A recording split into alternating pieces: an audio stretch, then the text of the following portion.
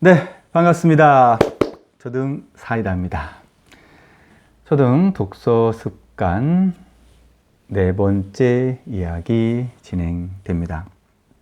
자, 재미없고 어려운 책을 꾸준히 읽고 그 유익함을 얻는 사람보다 책 읽기를 포기하는 사람들이 더 많은 것이 현실이다. 자, 곽동우 저자의 탄탄한 독서력에 나온 일부 내용입니다. 자, 오늘의 이야기 한번 시작해 보겠습니다. 자존감에 관련된 이야기부터 시작하죠. 독서인데 웬 자존감? 자, 자존감이 높은 아이들의 경우는요, 기본적으로 심리적 안정감이 있어요. 그 아이들도 어떤 외부로부터 상처를 받고 관계 안에서 힘들고 목표한 것에 도달하지 못해서 어떤 좌절을 경험하기도 하지만 그래도 회복 속도가 빨라요. 자, 이러한 회복 속도를 빠르게 해주는 역할을 해주는 데 있어서 이 자존감의 기저에 중요한 심리적인 요소가 있는데요. 그게 바로 자기 효능감입니다. 뭐냐면 그래도 난 그럭저럭 쓸만한 놈이야. 난 노력하면 해낼 수 있어. 할 수 있어. 완벽하진 않지만 그래도 난 괜찮은 아이야. 자, 이렇게 스스로를 판단하는 아이는 자기 효능감이 높다고 말할 수 있습니다. 자기 효능감이 높은 아이들은 그 아이들을 바라보는 것만으로도 주변에서 기운이 나요. 그 아이들은 눈빛만 봐도 이렇게 말을 하고 있죠. 어디 신나는 거 없나? 이거 새로운 거 뭐 해보고 싶은데? 이거 처음 해보는 건데? 그래도 한번 해보고 싶다. 네. 주로 어떤 역할을 담당하면서 그 역할에 충실한 능력을 갖추고 더불어서 타인으로부터 인정을 받으면 이러한 자기 효능감이 높아집니다. 이런 아이들은요, 도전하기를 즐겨 하고요, 실패에 크게 낙담하지 않아요. 지금은 비록 실패했지만 자신은 꽤 쓸만한 사람이기 때문에 언젠가 다시 성공할 것이라는 스스로에 대한 신뢰감이 있어요. 자, 이러한 자기 효능감이 높아지려면 다양한 도전거리들이 주어지는 환경이 좋은데요. 여기서 도전거리라는 건 뭐냐면 아이들의 지금 발달 수준에서 살짝만 높은 활동을 말해요. 뭐 포크를 사용하다가 이제 젓가락질을 사용하는 것, 또 젓가락질을 하면서 이제 작은 콩알을 집어보는 것, 이렇게 단계적으로 약간 높은 활동이 되는 거죠. 그러한 도전들 앞에서 누군가 바라봐주고 격려해주고 다시 시도하도록 안내해줄 때 자기 효능감이 생기는 겁니다. 이러한 자기 효능감은 실패냐 성공이냐에 의해서 생기는 게 아니고요. 이렇게 도전하는 과정 중에 생기는 거예요. 자, 그러면 독서도 이와 연관됩니다. 뭐냐면 독서가 습관으로 자리 잡힌 아이들은요, 대부분 이와 비슷하게 독서 효능감이라는 게 있어요. 네. 독서 효능감은 책을 통해서 뭔가 재미있고 즐겁고 유익하고 쓸모있는 것들을 얻을 수 있다는 그러한 신뢰감입니다. 더불어 그러한 책을 읽고 내용 주제를 파악할 수 있는 능력이 나한테 있다고 스스로 자각하고 있는 상태를 말해요. 즉, 내가 읽는 행위에 대한 자신감이 있다는 뜻이죠. 초등 고학년, 5학년, 6학년임에도 불구하고 책을 읽어라 라고 독서 시간에 이야기를 하면 저학년 아이들이 읽는 그림책만 꺼내드는 아이들이 있어요. 이 아이들은 스스로의 읽기 능력에 대한 독서 효능감이 부족하기 때문이에요.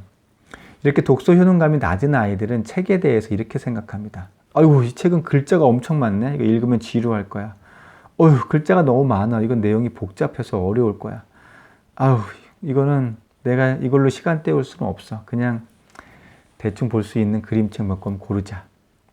자, 초등 고학년임에도 불구하고 책 읽기에 대한 독서 효능감이 낮은 아이들의 경우 부모님들이 애써서 좋은 책을 아무리 많이 가져다 주시고 읽으라고 해도 소용이 없죠. 결국 엄마, 아빠가 열만 받으시죠. 자, 독서 효능감을 높이는 것부터가 시작입니다. 독서 효능감은요, 갑자기 올라가지 않아요. 단계별로 수행하는 과정과 그 과정 안에서의 긍정적 피드백이 동반되어야 해요. 자, 초등 고학년이지만 독서 효능감이 이렇게 낮은 아이들을 위한 독서 교육 방법 다음과 같습니다. 뭐냐면 첫 번째, 단편집부터 시작을 해야 돼요. 단편집이란 보통 10쪽 안팎으로 하나의 이야기가 끝나는 내용이 여러 개 묶여 있는 책을 말합니다. 뭐 톨스토이 단편집, 헨리 단편집, 뭐 이솝 우화집, 탈무드 이런 이야기들이 이제 단편집을 여러 편 묶어 놓은 게 되죠. 이런 단편집의 장점은요, 독서 호흡이 짧으면서도 성취감을 줘요. 한 편의 이야기를 읽는데 시간이 얼마 걸리지 않으면서도 독서의 완결이 이루어지기 때문에 읽기에 대한 자신감을 심어줄 수가 있습니다. 독서 효능감이 낮은 아이들에게 막 1시간 정도씩 읽어야 되는 그런 중편 이상의 책을 며칠에 걸쳐서 이제 읽게 하면, 1시간 정도 읽어야 하나의 스토리가 끝나는 그런 중편의 책을 며칠 동안 읽게 하면 뭐 하루나 이틀도 지나지 않아서 흥미가 낮아집니다. 그리고 앞에 이야기가 잘 기억이 나지 않고요, 끝까지 읽지 못하는 경우가 대부분이에요. 이렇게 완결되지 못하는 독서의 경험이 많아지면 독서 효능감이 더더욱 낮아집니다. 하지만 짧은 단편집의 경우는요, 이틀이나 3일 후에 읽어도 앞의 이야기에 신경 쓸 게 없어요. 그것과 연계되지 않고 그냥 새로운 이야기가 또 단편집들이 계속 펼쳐지기 때문에 한 권의 책을 끝까지 읽게 될 확률이 높아집니다. 이렇게 독서가 완결되는 경험이 많아지면 자연스럽게 독서 효능감을 높일 수 있게 됩니다. 자, 두 번째, 독서 효능감이 낮은 경우에 이제 독후 활동, 독서 후의 활동으로 어떤 토론보다는 그냥 스토리 말하는 과정이 좋아요. 독서 토론은요, 책 내용과 더불어서 자신의 주관적 이견이 동반되어야 됩니다. 그 이견에는 또 뒷받침하는 근거도 돼야 하고요. 하지만 독서 효능감이 낮은 아이들의 경우 책 내용에 대한 이해도도 낮은 경우가 많기 때문에 독서 후에 어떤 토론을 하자 하는 과정은 매우 큰 부담으로 다가올 수 있어요. 그보다는 그냥 책에 대한 줄거리 정도를 되짚는 정도의 과정이 좋아요. 짧은 단편을 읽고 주인공이 무엇을 했는지 말해보는 정도부터 시작을 하면 됩니다. 이러한 과정을 몇 번 거치게 되면 자신이 스스로 책을 읽고 읽은 내용을 파악할 수 있구나라는 그런 자신감이 생겨요. 이때부터가 독서 효능감이 조금씩 굳어지게 되는 계기가 되는 겁니다. 자, 세 번째, 독서 효능감이 낮은 아이들에게는 책을 읽고 있을 때마다 칭찬을 반드시 해주시는 게 좋아요. 특히 한 편의 단편을 읽고 그에 대한 몇 가지 이야기를 늘어놓으면 즐겁게 경청해주면서 리액션도 해주시는 것이 필요하고요. 아이가 책에 대해 해주는 내용이 흥미진진하고 이렇게 즐거워하는 모습을 보여주는 것만으로도 아주 훌륭한 칭찬이 될 수 있습니다.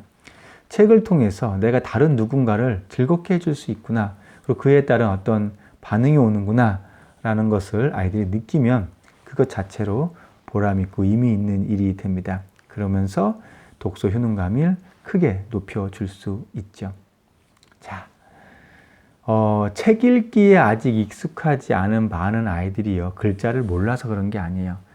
책을 읽는 행위에 대한 자신감이 부족한 경우가 많습니다.